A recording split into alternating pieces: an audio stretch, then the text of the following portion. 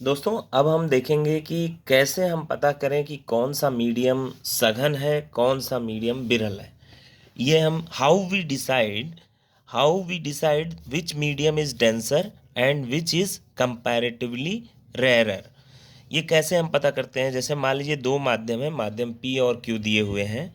किरण आ रही है theta P कोण पर, एंगल पर अभिलंब से, और थीटा क्यू एंगल पर दूसरे मीडियम में जा रही है।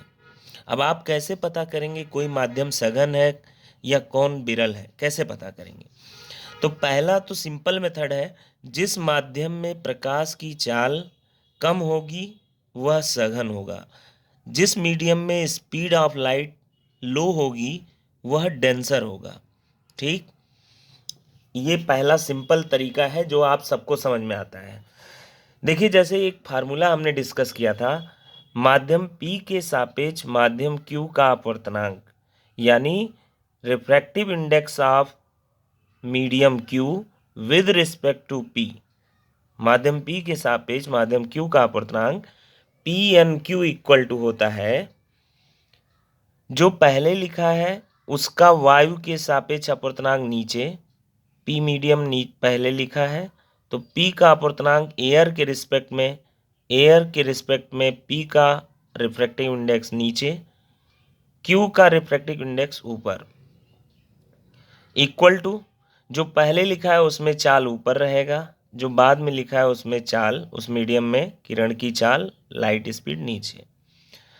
जो मीडियम पहले लिखा है उसमें एंगल ऊपर, उसका साइन, जो मीडियम बाद में है उसमें एंगल नीचे, उसका साइन। ये फार्मूला हमने पढ़ा है। अब देखिए, जिस माध्यम में चाल कम होगी, स्पीड कम होगी, वह डेंसर होगा। अब देखिए, चाल कम होगा तो वो डेंसर होगा।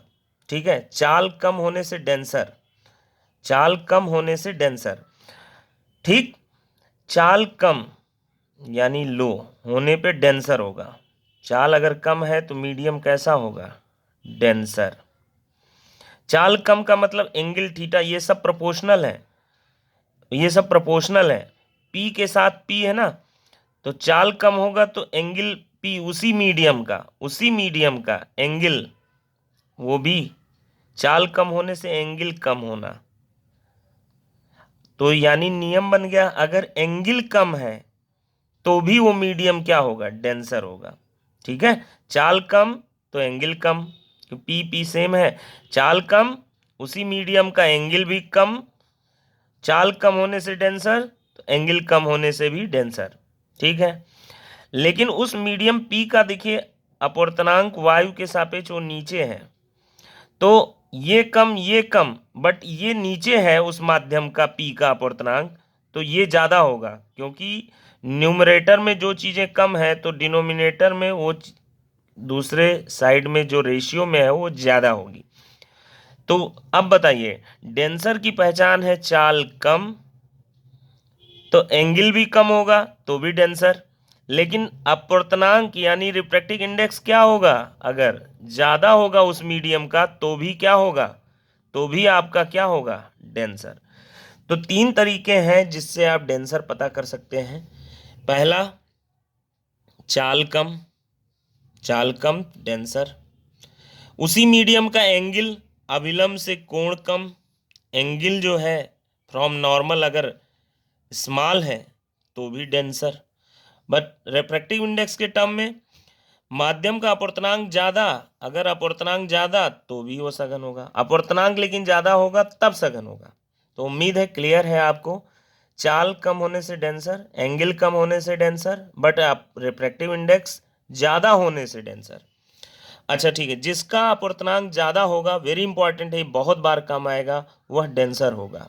रिफ्रैक्टिव इंडेक्स ज़्यादा तो डेंसर।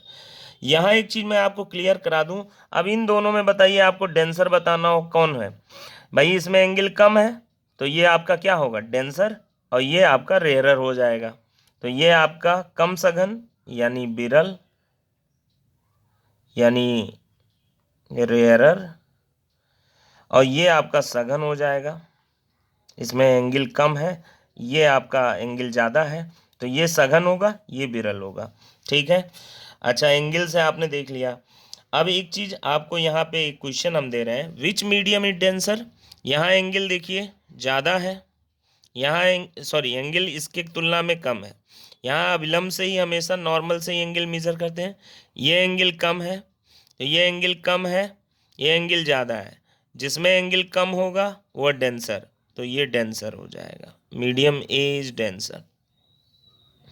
अब देखिए एक चीज़ बहुत इंपॉर्टेंट चीज़ है, सघन का अर्थ यहाँ प्रकाशिक सघन है, ऑप्टिकली डेंसर है, ना कि हम घनत्व की बात कर रहे हैं। सघन का मतलब कई लोग घनत्व से समझ लेते हैं, तो here denser means optically denser, not density की यहाँ हम बात कर रहे हैं, ऑप्टिकली हाई डेंसिटी नहीं।